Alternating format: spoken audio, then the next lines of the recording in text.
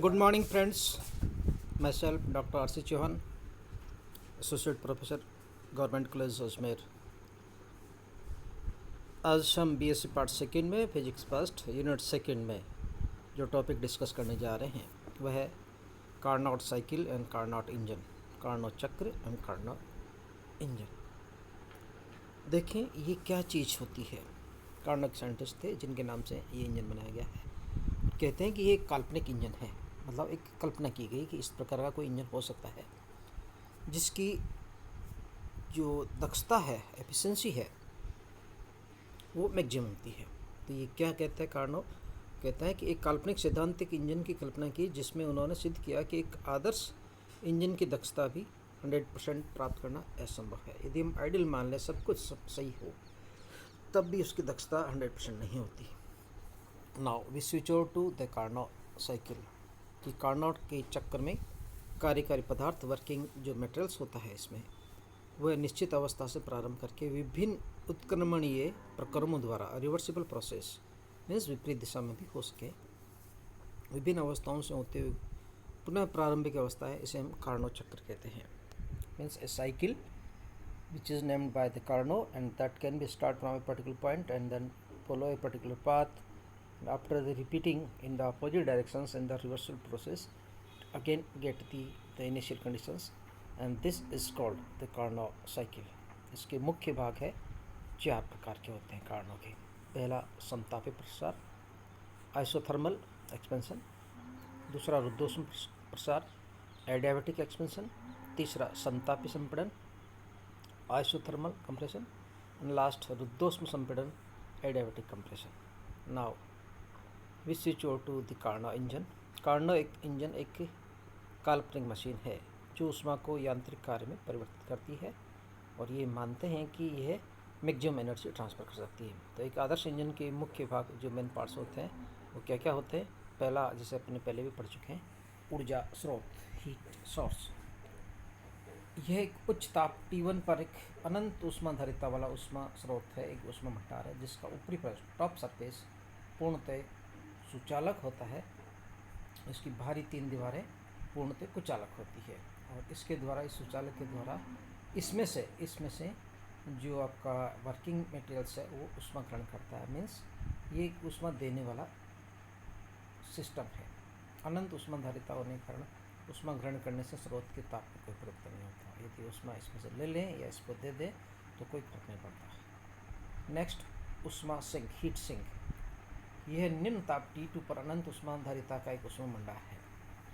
इसकी भी ऊपरी परत सुचालक होती है जैसे सोर्स की थी, जिसमें कार्यकारी पदार्थ अनुपयोगी अनयूज्ड ऊष्मा का निष्कासन करता है। मीन्स दोनों में एक ही फर्क है कि जो स्रोत है, सोर्स है, उसका टेम्परेचर हाई होता है, वहाँ से हमें जो कार्यकारी पदार्थ है उसको ऊर्जा मिलती है, और दूसरा जो है वो लो टेम्परेचर पे T2 केल्विन पे है और वह ऐसा है कि ऐसा सिस्टम है जिसमें ऊर्जा मिलती है। मीन्स जो हमारा कार्यकारी पदार्थ है, जो बच गई ऊर्जा अनयूज्ड है, उसको इसमें ट्रांसफ़र कर देता है। That's why it is called the sink. तीसरा जो इम्पोर्टेंट है, यांत्रिक व्यवस्था, कार्यकारी पदार्थ, mechanical arrangement and the working substance. यांत्रिक व्यवस्था के रूप में एक पूर्णतः कुचालक परफेक्टली नॉन कंडक्टिंग वाल्व से तथा पूर्ण सुचालक आधार का एक सिलेंडर होता है जिसमें एक पूर्णतः कुचालक पदार्थ के बना घर्षण रहित पिस्टन होता है और इसके अंदर कार्यकारी पदार्थ भरा रहता है। जिससे देखिए ये सारा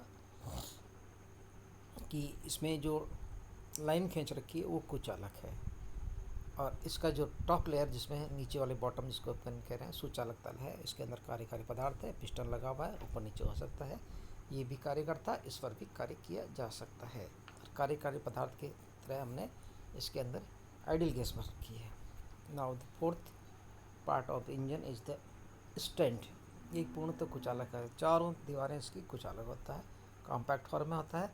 एक प्लेटफॉर्म जो सिलेंडर के लिए प्लेट स्टैंड का काम करती है कि मतलब जैसे हमने फर्स्ट से सेकंड में जाना है, सेकंड से थर्ड में जाना है, थर्ड से फोर्थ में आना है, तो इस पर रख के हम रुद्धोष्म प्रसार कर सकते हैं या संपीड़न कर सकते हैं। This is the fourth point of the engine. उपरोक्त चारों भागों को सिलेंडर के आधार पर स्रोत, सिंक, स्टैंड, ऊपरी पृष्ठ पर अनुप्रस्थ काट एक समान होता है ताकि उसकी ऊष्मा की हानि ना हो। मीन्स सबकी जो बॉटम लेयर है, टॉप लेयर है, जहाँ से ऊर्जा का आदान प्रदान करना चाहते हैं, बराबर होनी चाहिए। Now we switch over to the working of the Carnot engine. Carnot engine की कार्यविधि, किस प्रकार कार्नोट इंजन काम करता है।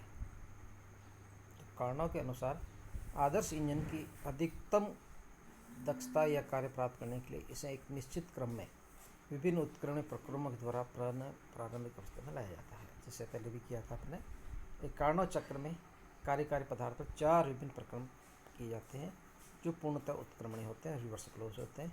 इसमें 2 समतापी होते हैं और 2 रुद्धोष्म होते हैं। शुरुआत करते हैं पर एक आरेख बना देते हैं, एक पीवी कर्व बनाते हैं, इसको इंडिकेटर डायग्राम भी कहते हैं और ये बहुत इंपॉर्टेंट होता है। आगे देखते हैं इसको। माना कि कार्यकारी पदार्थ आइडियल गैस का 1 ग्राम अणु T1 केल्विन ताप पर सिलेंडर में लिया जाता है।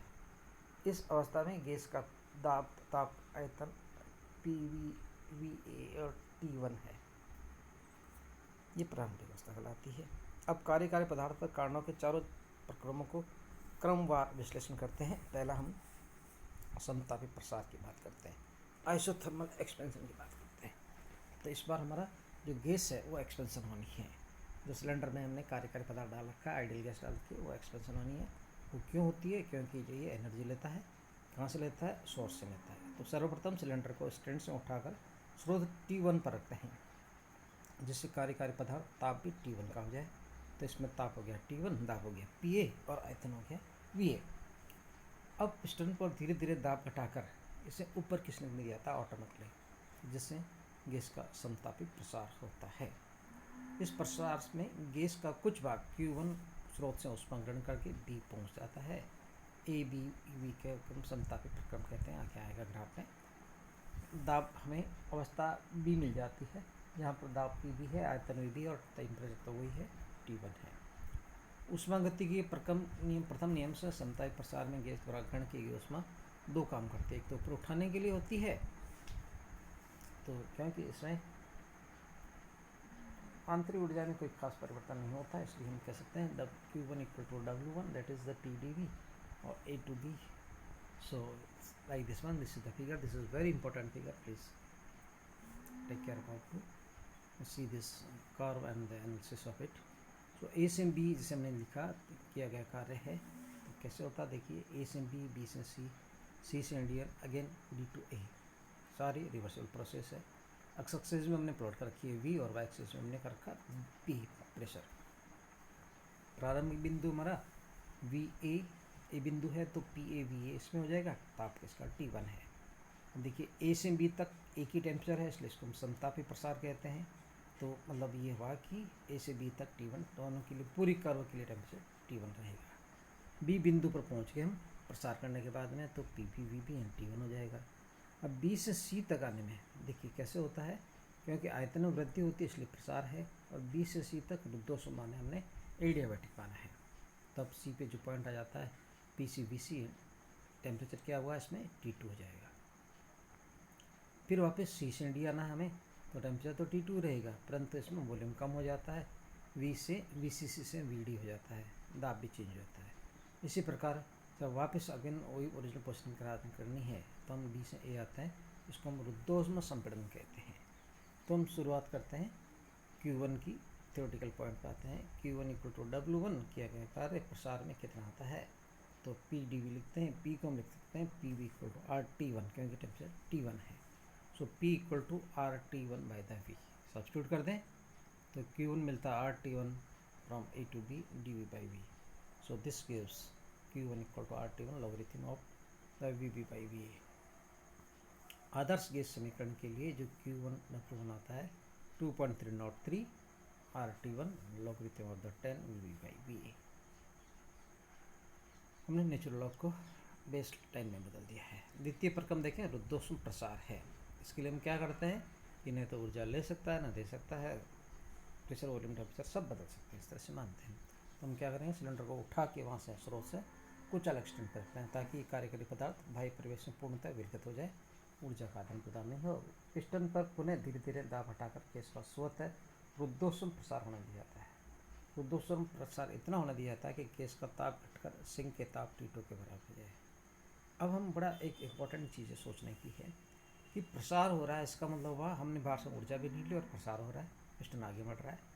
तो इसका मतलब हुआ कि इसकी ऊर्जा जो कहाँ से आएगी, वर्कडन कहाँ से होगा, इसकी जो आंतरिक ऊर्जा में है, आंतरिक ऊर्जा में कमी आ जाएगी। मीन्स टेम्परेचर इसका T1 से घटकर T2 हो जाता है। इस प्रकार ये इसकी अवस्था C प्राप्त हो जाती है और इसमें जो कंडीशन आती है PCVC T2, इसको हम BCRX में बता सकते हैं। अब आगे चलते हैं। इसका जो वर्कडन होता है W2 equal to B2C PdV, क्षेत्रफल हो जाएगा BCCBV। और रुद्धोष्म प्रसार के लिए हम जानते हैं अवस्था समीकरण होता है PV gamma equal to constant gamma, इसको हम थर्मोडायनेमिक कांस्टेंट कहते हैं, CP/CV का अनुपात होता है।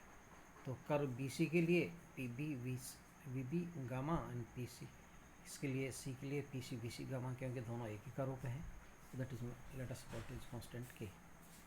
सो the P equal to K/V gamma लिख सकते हैं। यहाँ सब्स्टिट्यूट करते हैं W2 को और फिर इसका इंटीग्रेशन करते हैं तो मिलता है हमें KVB 1 minus gamma minus KVC 1 minus gamma power divided by the gamma minus 1। या इसको K को भी सब्स्टिट्यूट कर दें तो मिलता है PBVB minus PCVC by the gamma minus 1। या इसको और रीअरेंज कर लें RT1 minus RT2 divide by gamma minus 1, क्योंकि हमने जो यूज किया है PBVB इक्वल टू RT1 और PCVC इक्वल टू RT2। तो ये दूसरी अवस्था होगा जो प्रसार के लिए किया गया कार्य है। अब हम चाहते हैं तृतीय प्रक्रम समतापीय संपीड़न। अब तक तो हमने एक्सपेंशन किया, अब कंप्रेशन में आते हैं। Isothermal compression. रुद्धोष्म प्रसार के बाद गैस का दाब इतना कम हो जाता है कि गैस को और अधिक कार्य करने की क्षमता ही नहीं रह जाती। अब गैस को पुनः प्रारंभिक अवस्था में लाने के लिए हम क्या करते हैं, विपरीत चरणों में चलते हैं, दाब को 2 चरणों में बढ़ाते हैं। अब सिलेंडर को स्टैंड से हटाकर ऊष्मा सिंक पे वापस रख देते हैं T2 पर। तो पिस्टन पे धीरे धीरे दाब को बढ़ाया जाता है। गैस को इस प्रकार संपीड़न करते हैं कि गैस के ताप में कोई परिवर्तन नहीं हो, और गैस का ताप T2 पर संपीड़न तब तक किया जाता है जब तक कि गैस का आयतन PdVd ना हो जाए। समतापीय संपीड़न में गैस Q2 ऊष्मा सिंक को निष्कासित कर देता है। ऊष्मा का यह मान गैस को संपीड़ित करने में किए गए कार्य W3 के बराबर होता है। सो हम लिख सकते हैं W3 equal to Q3 equal to PdV। इसका जो एरिया आएगा वो capital C capital D DC छोटे वाले ऊपर वाले कर्व के साथ में जुड़े हुए हैं।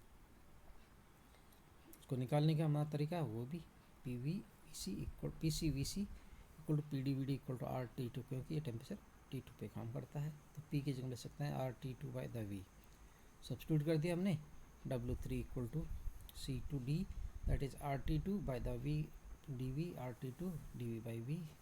इंटीग्रेशन किया हमने तो लॉगरिथम आया और that is RT2 logarithm of the Vd by Vc. This is natural log. So now to convert into the base 10, so the 2.303 RT2 logarithm of 10 Vd by Vc. And last चतुर्थ प्रक्रम fourth process रुद्धोष्म संपीड़न adiabatic compression. हमें वापस position पे लाना है, इसको हमें कंप्रेस करना पड़ेगा। अंतिम प्रक्रम में सिलेंडर को सिंक से हटाकर कुचालक स्टैंड पर रखते हैं। पिस्टन द्वारा गैस को इतना संपीड़ित करते हैं कि अपनी प्रारंभिक अवस्था PAVA T1 पर पहुंच जाए। इस संपीड़न को DA वक्र से व्यक्त किया गया है और जो किया गया कार्य आता है W4 रहता है D2A PdV, क्षेत्रफल ये हो जाता है। रुद्धोष्म में चाहिए तो PV gamma equal to constant, P equal लिखते हैं K divide by V gamma, W4 लिख दिया K D2A dV by V gamma. Integration करते हैं K divided by 1 minus gamma multiplied by the VA 1 minus gamma minus VD 1 minus gamma, और इसको substitute करके जो मिलता है रिजल्ट वो मिलता है हमें W4 equal to 1 divided by 1 minus gamma multiplied by the RT1 minus RT2। So W4 equal to R divided by 1 minus gamma multiplied by the T1 minus T2। आज के लिए इतना ही काफ़ी है। अगले टर्न पे इसकी एफिशिएंसी काउंट करेंगे, टोटल वर्कडन निकालेंगे, क्योंकि Carnot engine exam point of view से बहुत इंपॉर्टेंट होता है और इसको हम एक आदर्श अवस्था से प्राप्त करते हैं। इसलिए this is a very important topic for the examination. आज के लिए इतना ही काफ़ी है। Thank you very much.